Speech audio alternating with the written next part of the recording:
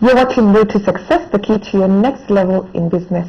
My guest today is Frida Owinga. She's the director of Passion Profit. Welcome to the show. Thank you.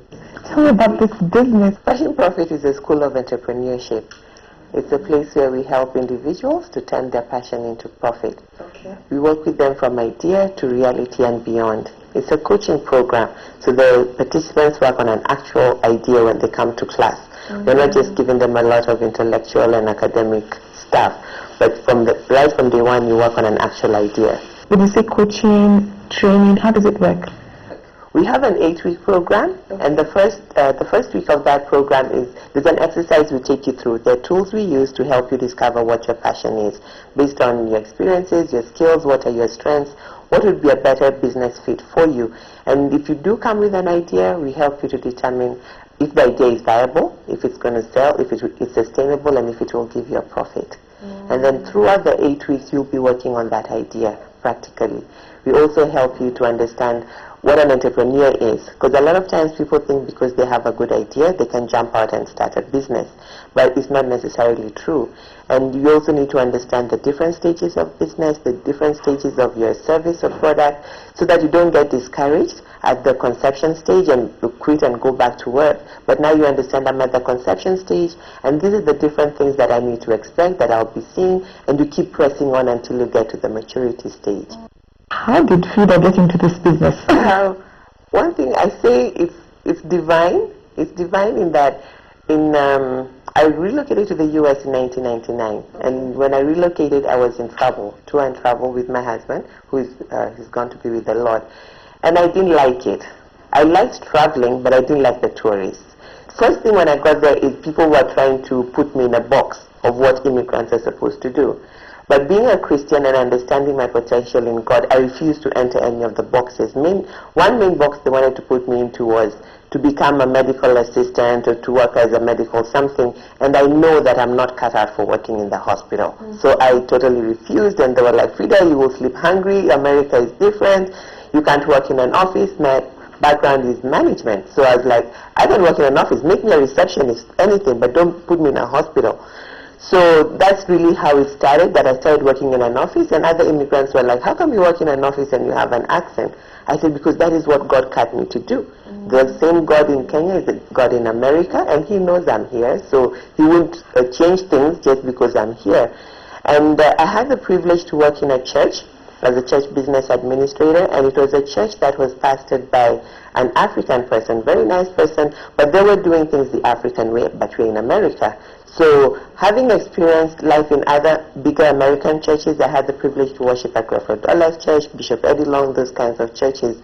I started helping to change this church, not knowing that I was really walking into what God has called me to do.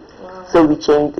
I started training the volunteers. I started putting systems and structure in place, and the church started changing, and we started getting Americans coming into the church, and other African pastors started asking our senior pastor, now what are you doing? And he'd say, ask Frida, I don't know what she does. She's the one changing the whole place. And then the other pastors started inviting me to their churches. So I started doing leadership and management training in those churches and developing systems and structure. Oh, wow. But the funny thing that used to happen when I do that is, like during the break or at the end of, training, people would come and start telling me their dreams. Like, Frida, I have this dream. Frida, I wish I could do this. And I'd encourage them, and we'd keep in touch, and they'd continue and, start doing a business of some sort and get out of the rut they were in. Then I thought, I could do this for money. Yeah. So I got some coaching training, and then I started one-on-one, and then in 2005 I quit and went in full-time. Business you started in America, was it Passion Profit? Is that the name that you used there? The name I used in America is Excellent Image, and Excellent Image is also registered here. Excellent Image provides leadership and management training. Passion Profit evolved out of Excellent Image. When I came to Kenya in 2009, I was like, our customer service could do better, our business models could do better, so I thought I'd start with Excellent Image. But the training market is so crowded, and people don't value training, and they can't really differentiate value from, just somebody who has done their research on website and is trying to give them a training. It was quite an uphill task, trying to do that. So I sat down and I prayed and I asked God, how can I differentiate myself? And my core strength is entrepreneurship, because even when I went for coach training, right from as far back as I did the exercise and you could see what I excelled in was entrepreneurship, always trying to make money and finding opportunities how to make money. As I did the leadership and management training, a couple of people would come and I'd give them one-on-one coaching on how to transition from having a job to having a business. Tell me, if I now come to Passion Profit, having evolved from America and then, now in Kenya, what products and services would I find? We have a number of different products. The first product is our one-on-one coaching. The one-on-one coaching is to help that person who is working and wants to transition into a business. It's a 12-week program, and we meet for 92 hours per week during the 12-week period. The other program we have is the group coaching, and that's an 8-week program. We meet every Saturday, 8:30 to 12:30. It's called Start Up Your Passion, and it's practical. We help you get an idea. We give you the skills and tools that you need to run with this idea. Then the third product we have is Passion Profit Club. It's going to be made up of all the people that are going through our classes. It's going to be a networking forum, and we have a dinner. So when our class ends, we have what we call a celebration gala and networking dinner. So all the people that have been through the class will come for the dinner. They get to network, they get to pitch their products, they meet some more people, and we invite sponsors, other people that are interested in entrepreneurs. Our other product is Growth Passion. Growth Passion are business clinics. The business clinics for people that are already in business, that the businesses are from 5 to 7 years old, and the business is growing, and they're looking for strategies to just make the business grow the right way, to go to the next level. Maybe they're dealing with staff issues, or they're dealing with money issues. So we help them. We come to them and we find out what exactly is going on, and we do a clinic for them. We need to take a short break now. When we return, you tell us more about Passion Profit. Don't go away.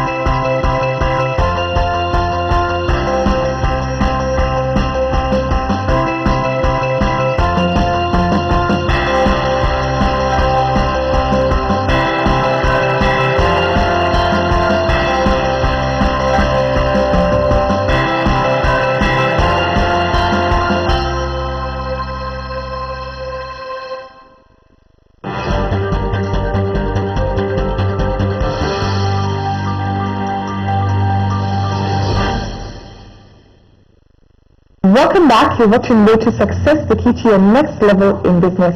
Today I'm speaking to Frida Owinga. She's the director of Passion Profit. Welcome back. Thank you. Before we went on the break, you were sharing with us your amazing business. I'm thinking, especially for this show, which is really watched by a lot of entrepreneurs, that your business is relevant to a lot of people watching. And I'm wondering, how do you market yourself? The first place they need to go is the website.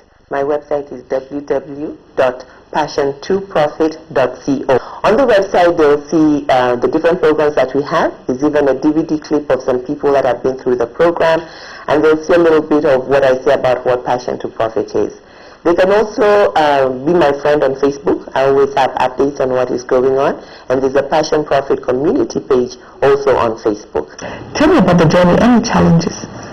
The challenges have been fun on hindsight, because like when I was working at the church and I was trying to initiate all those changes, it wasn't fun. And of course there's a lot of conflict, especially with people that had been in the church longer than I had been. And one thing I'd like to tell entrepreneurs, the people that are starting out, is don't crumble at challenges. Challenges are making you. Challenges are creating your story. So, and it's in hindsight that I realized when I was going through it, I was probably crying and wanting to hang up my boots and stuff like that. So that's one. I know another challenge people want me to talk about is capital, but I always refuse to talk about that capital for two reasons. One reason, I'm a strong believer that if God is calling you to something, He provides, and He provides in such miraculous ways. And if you're thinking of being an entrepreneur, capital should not be a challenge if you plan your life accordingly. For instance, the simple things you can do while you're working: bank your money. Get your money through the bank. Just have a standing order of your salary that goes through the bank so that you develop a relationship with the bank manager. And when you start your company, you can get personal loans for, to finance your assets and stuff like that. Oftentimes people get an idea and they have it in their head. I want to do this big thing and I need 20 million. You've never handled 20 million. And there's nobody sitting somewhere with 20 million just wanting to give it to you. We need to debunk the challenge myth.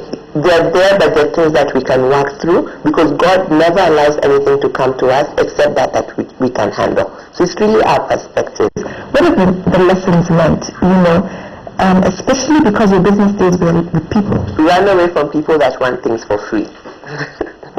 And I'm not apologetic about it. And people always feel that because I'm an entrepreneur, there needs to be some donor funding for me. There needs to be a venture capitalist out there who needs to help me. But this is the deal. If you have imagined something, only you can achieve it. And you have to sit down and think through how you will achieve it. Somebody came up with an idea of starting a laundromat and they wanted to start with 20 washing machines. I'm like, why don't you start with one? Don't be greedy. Be patient. Be willing to work and put in the hard work, because nothing good comes easy and nothing good comes overnight. What does it take to be in your kind of business? One thing, you need some coach training. The other thing is you need to understand people and be willing to work with people and have a heart to help people succeed. Have a heart, because my desire is to see the business landscape of Kenya changed. That we're having businesses that are coming up and the customer service is good. We're having businesses that are coming up and people are not being ripped off.